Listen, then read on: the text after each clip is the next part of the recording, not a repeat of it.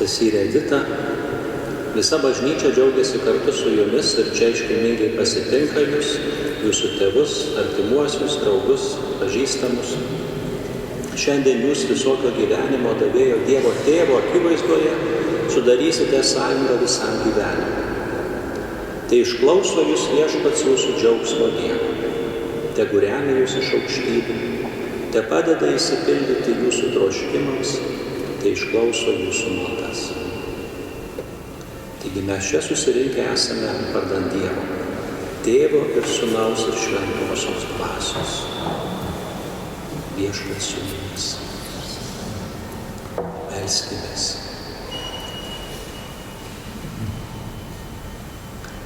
Išklausyk Viešpatie mūsų maldas ir atsiųsk malonių šiems sužadėtiniams Editai ir Stasiui, kad prie tavo altoriaus susituokę ištikimai vienas kitą mylėtų.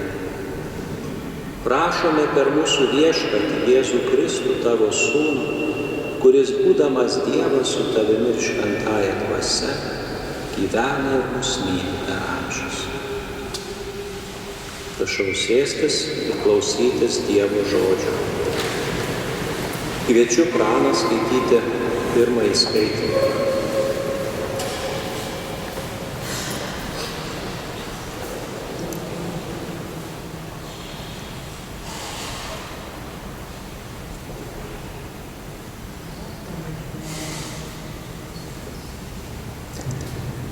Šis pasakojimas atskleidžia svarbią tiesą. Esame sukurti panašūs į Dievą. Vyras ir moteris savyje nešioja Dievo paveikslą, o santuokinė meilė padeda šiam paveikslui išryškėti. Skaitinys iš pradžios knygos. Dievas tarė: padarykime žmogų pagal mūsų paveikslą ir panašumą. Tevaldo jie jūros žuvis ir padangių sparnuočius, ir galvijus, ir visus laukinius žemės gyvulius, ir visus žemėje šliaužiojančius roplius. Dievas sukūrė žmogų pagal savo paveikslą. Pagal savo paveikslą sukūrė jį. Vyrą ir moterį sukūrė juos. Dievas juos palaimino tardamas: būkite vaisingi ir dauginkitės, pripildykite žemę ir valdykite ją. Viešpataukite ir jūros žuvims, ir padangių paukščiams, ir visiems žemėje judantiems gyvūnams. Dievas apžvelgė visą, ką buvo padaręs, ir iš tikrųjų matė, kad buvo labai gera. Tai Dievo žodis.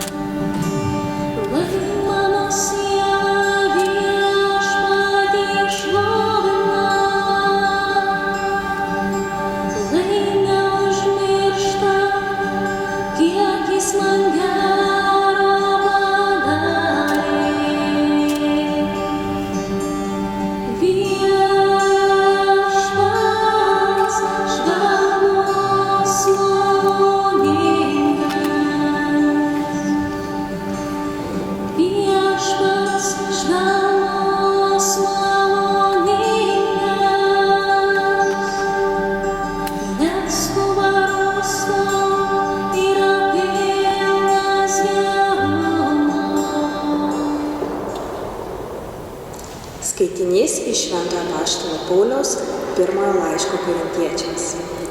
Broliai ir seserys, siekite aukštesniųjų malonės dovanų. Aš trokštu jums nurodyti dar prakilnesnį kelią. Jei kalbėčiau žmonių ir angelų kalbomis, bet neturėčiau meilės, aš būčiau žvangantis varis ir skambantis cimbolai. Ir jei turėčiau pranašystės dovaną ir pažinčiau visas paslaptis ir visą mokslą, jei turėčiau visą tikėjimą, kad galėčiau net kalnus kilnoti, tačiau neturėčiau meilės, aš būčiau niekas. Ir jei išdalyčiau vargšams visą, ką turiu, jeigu atiduočiau savo kūną sudeginti, bet neturėčiau meilės, nieko nelaimėčiau. Meilė kantri, meilė maloninga, ji nepavydi, meilė nesididžiuoja ir neišpuiksta, ji nesielgia netinkamai, neieško savo naudos, nepasiduoda piktumui, pamiršta, kas buvo bloga, nesidžiaugia neteisybė, su džiaugsmu pritarė tiesai. Ji visą pakelia, visą tiki, viskuo viliasi ir visą ištveria. Meilė niekada nesibaigia.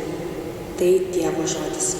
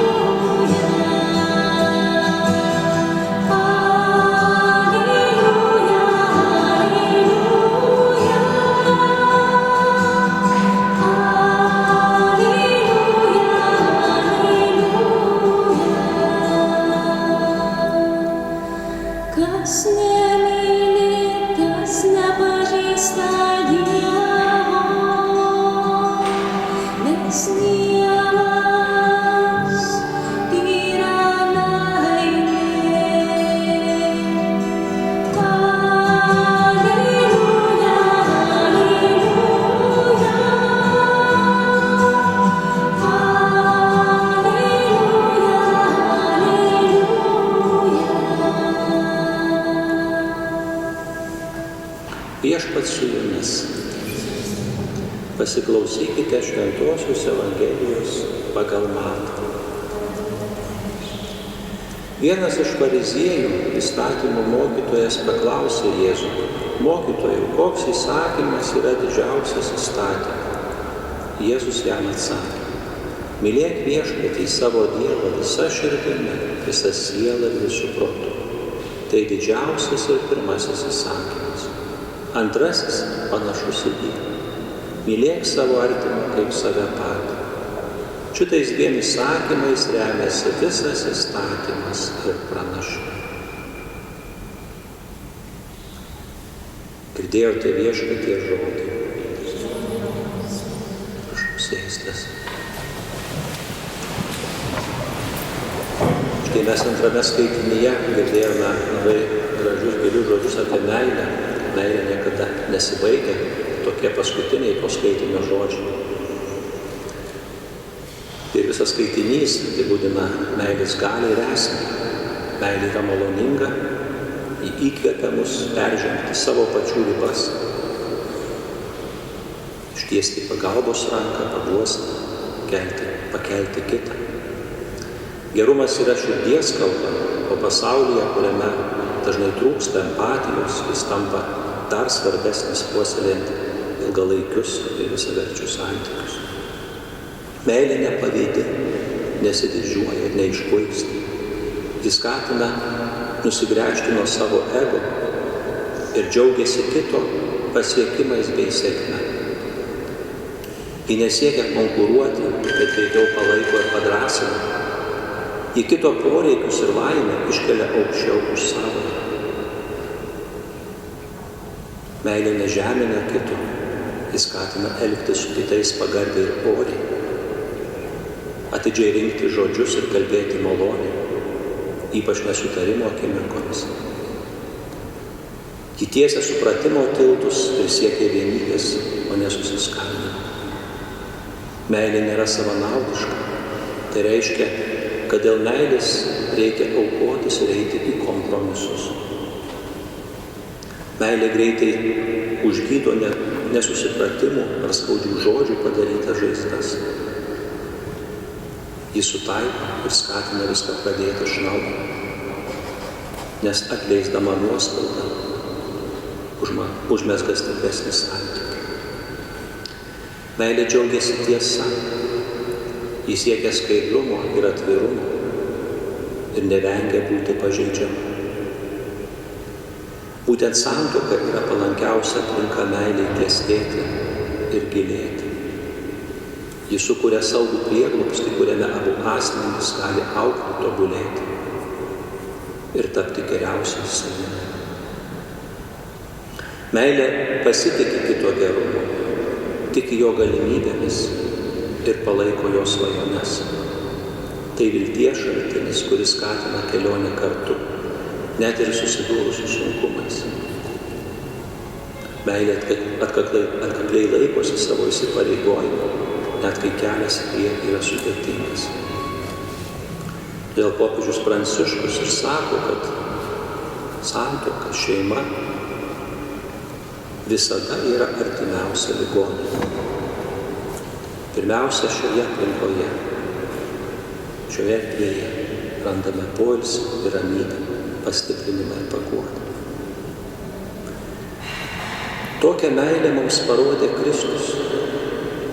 Ir kai sakome, kad meilė niekada nesibaigia, mes tai tvirtiname tikėdami prisikėlimu, tikėdami, kad meilė stipresnė net už mirtį. Kristus yra svarbiausias mūsų gyvenimo meilės mokytojas.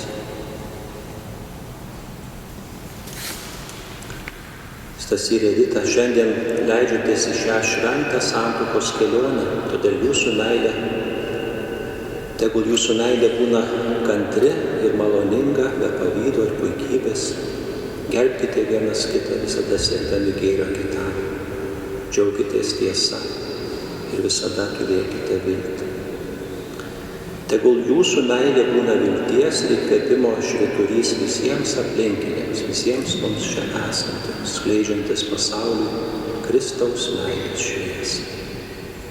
Brangūs jaunavedžiai, jūs atėjote čia, kad bažnyčios įgalioto kunigo ir čia esančių liudininkų akivaizdoje jūsų meilė būtų šventosios liturgijos apeigomis atžymėta ir viešpaties palaiminta. Kad kol gyvi būsite, galėtumėte vienas kitam pasižadėtą ištikimybę tesėti ir su santuoka susijusias pareigas svarbiau išpildyti. Dabar kviečiu jūs ateiti čia arčiau prie altoriaus. Man visada atrodo prasminga paaiškinti šios vietos ypatumą. Tai nėra patogi vieta. Nepatogiai ne todėl, kad mes visi stebime, matome, bet todėl, kad arti altorius. Altorius yra Kristaus simbolis, kuris mums primena tą meilę, kurią ką tik mes apibūdinome. Tai pasiaukojanti, save dovanojanti meilė. Ir būtent tokiai meilei vienas kitam įsipareigos tas ir Edita. Stasy, ar esi rimtai apgalvojęs, niekieno neverčiamas ir tikrai pasiryžęs vesti Editą? Esu. Edita, ar esi rimtai apgalvojusi, niekieno neverčiama ir tikrai pasiryžusi tekėti už Stasio? Esu. Ar pasižadate santuokos kelyje visą gyvenimą vienas kitą mylėti ir gerbti? Pasižadame. Kadangi tikrai ryžtate sudaryti šventą vyro ir moters sąjungą, paduokite vienas kitam rankas, Dievo bei jo bažnyčios akivaizdoje vienas kitam prisiekite. Aš, Stasys, imu tave, Editą, savo žmoną ir prisiekiu visada būti tau ištikimas, kai laimė lydės, vargas suspaus, kai sveikata tvers ar ligos suims. Visą gyvenimą tave mylėsiu ir gerbsiu. te padeda man Dievas. Aš Vinita, imu tave Stasį savo vyru ir prisiekiu visada tau būti ištikima, kai laimė lydės, ar vargas suspaus, kai sveikata atvers, ar ligos suims. Visą gyvenimą tave mylėsiu ir gerbsiu. Te padeda man Dievas. Ši santuoka yra sudaryta Dievo akivaizdoje ir palaiminta bažnyčios, te stiprina Viešpats jūsų priesaiką ir te laimina jūsų santuoką, kad Dievas sujungė, žmogus te neišskiria. Kviečiu atsigręžti į bendruomenę ir netrukus pašventinsime žiedus, kuriuos vienas kitam įteiksite. Te palaimina Viešpats šiuos žiedus, kuriuos vienas kitam įteiksite kaip savo meilės ir ištikimybės ženklą.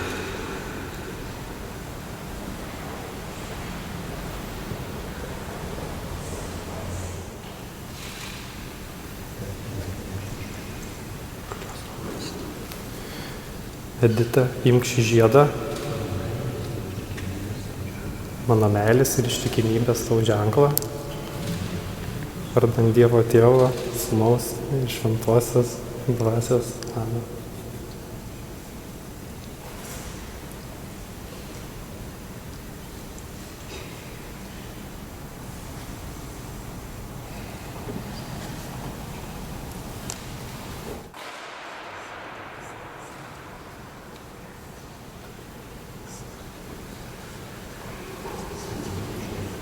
Stasį, imk šį žiedą, mano meilės ir ištikimybės tau ženklą, mano meilės ir ištikimybės tau ženklą, vardan Dievo Tėvo, vardan Dievo Tėvo ir Sūnaus ir Šventosios Dvasios. Na, o dabar jaunieji pasveikina vienas kitą ir mes taip pat mus pasveikiname.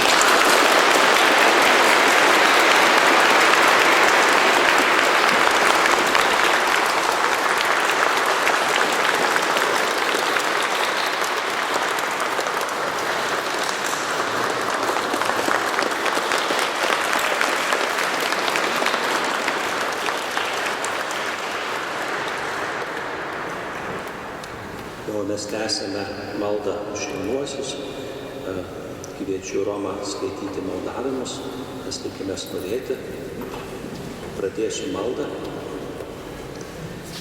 Dievas žmogų iš meilės sukūrė, tai lydi Stasio ir Editos vedybinio gyvenimo diena savo stiprybę ir malonę. Maldų kreipinius atsakysime, prašom tave, Viešpatie.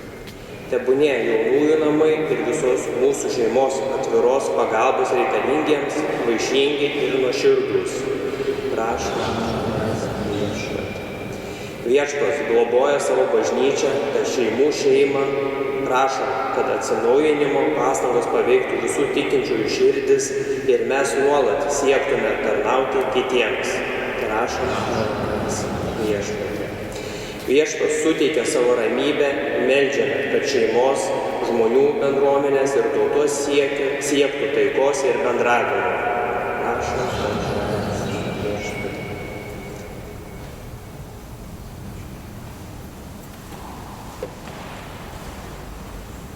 Broliai seserys, nuoširdžiai melskime šiems jaunavedžiams Dievo palaimos, atvedęs prie santuokos sakramento, te globoja juos savo malonę.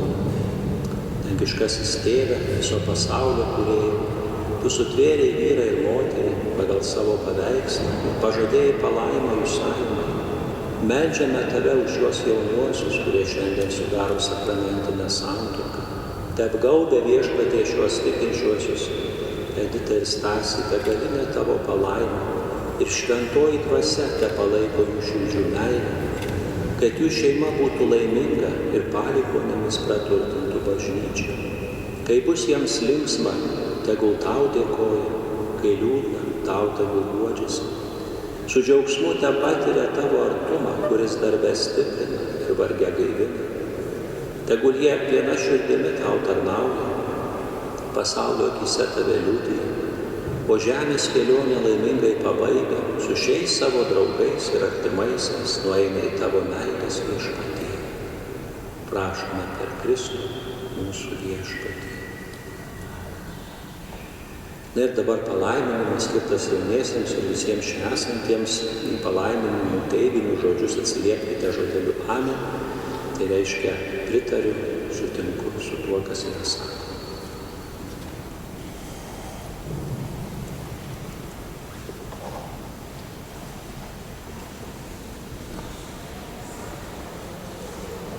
Visagalis Dievas Tėvas tesuteikia jums savo džiaugsmą ir šeimos palaimą.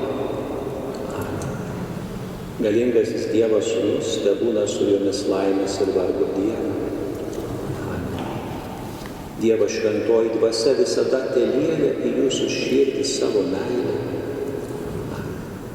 Ir visus čia esančius te palaimina visagalis Dievas, Tėvas ir Sūnus ir šventoji dvasia. Telydi visus viešpaties malonę. Dabar kviečiu ateiti jaunuosius ir liudininkus pasirašyti.